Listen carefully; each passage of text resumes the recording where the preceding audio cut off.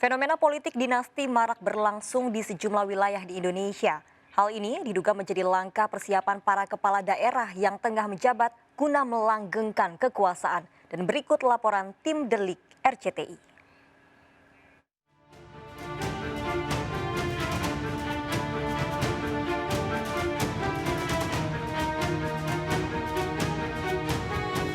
Euforia Pilkada Serentak 2020 tidak hanya terjadi di Solo, Medan maupun Tangsel dengan sederet nama calon-calon yang cukup kuat.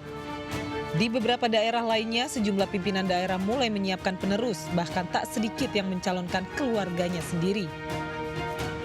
Dari informasi yang dihimpun tim Delik, tercatat ada 5 kepala daerah yang saat ini tengah mempersiapkan anggota keluarganya untuk meneruskan tongkat estafet kepemimpinan di daerah.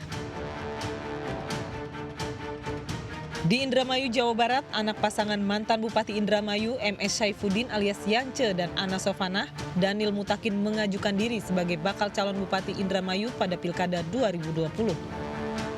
Selanjutnya, istri Wali Kota Binjai M. Indaham Lisa Andriani Lubis diajukan sebagai bakal calon Wali Kota Binjai, Sumatera Utara. Kemudian di Banyuwangi, Jawa Timur, istri Bupati Banyuwangi Abdullah Azwar Anas, Ipuk Fistiandani maju sebagai calon Bupati Banyuwangi. Di Kepulauan Riau, istri Wali Kota Batam Muhammad Rudi, Merlin Agustina maju sebagai calon Wakil Gubernur Kepulauan Riau. Sementara di Nusa Tenggara Timur, istri Bupati Timor Tengah Utara Raimundo Sao Fernandes Christina Muki maju sebagai bakal calon Bupati Timor Tengah Utara. Tidak hanya itu, fenomena politik dinasti juga mulai marak berlangsung di sejumlah wilayah lainnya. Hal ini diduga menjadi langkah persiapan para kepala daerah yang tengah menjabat guna melanggengkan kekuasaan. Pesta politik dinasti yang terjadi juga dianggap sebagai imbas dari hilangnya sistem demokrasi di dalam partai itu sendiri yang memiliki kecenderungan pada sistem kekerabatan. Sayangnya praktik ini seakan dilanggengkan hingga pelaksanaan berpolitik terjadi hanya di lingkaran kekuasaan.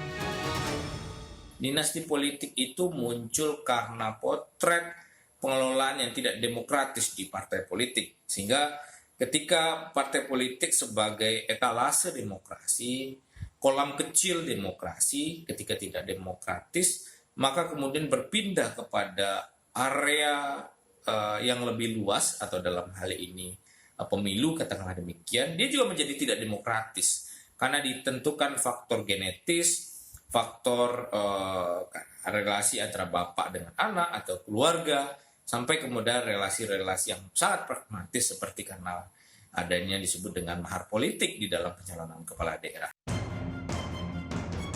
Politik dinasti memang bukan merupakan politik yang melanggar hukum atau ketentuan yang dinilai sah-sah saja dalam negara demokrasi seperti negara demokrasi di Indonesia. Sebab hal ini secara hukum telah diputuskan Mahkamah Konstitusi saat menghapus pasal dinasti politik dalam pasal 7 huruf R Undang-Undang Nomor 8 Tahun 2015. Dalam Undang-Undang Nomor 8 Tahun 2015 tentang Pilkada di pasal 7 huruf R disebutkan warga negara Indonesia yang dapat menjadi calon gubernur dan calon wakil gubernur, calon bupati dan calon wakil bupati, serta calon wali kota dan calon wakil wali kota adalah yang memenuhi persyaratan tidak memiliki konflik kepentingan dengan petahana.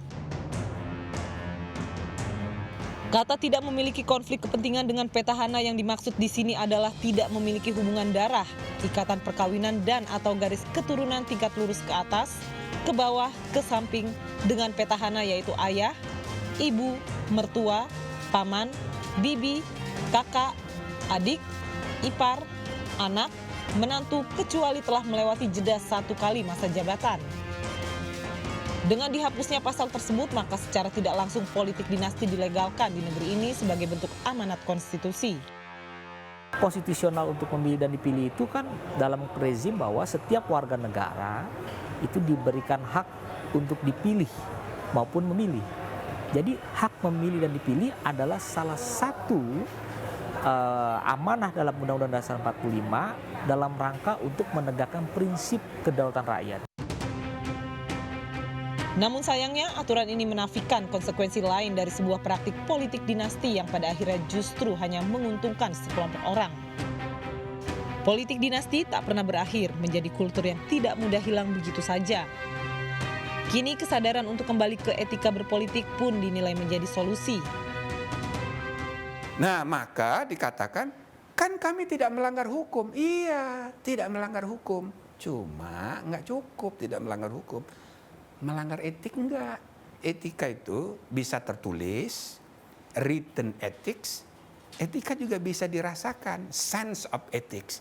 Nah, ini menyangkut integritas kehidupan. Karena itu, ke depan itu kembali lagi halalan toyiban. Legal, konstitusional, dan sekaligus good. Nah, gitu. Itu prinsip modern yang harus kita letakkan dalam kehidupan berbangsa dan bernegara ke depan. Politik dinasti lahir dari sebuah sistem yang dianggap demokratis. Namun pada kenyataannya justru bertentangan dengan nilai-nilai dalam semangat demokrasi. Hal ini juga mengindikasikan kegagalan partai politik dalam melakukan kaderisasi.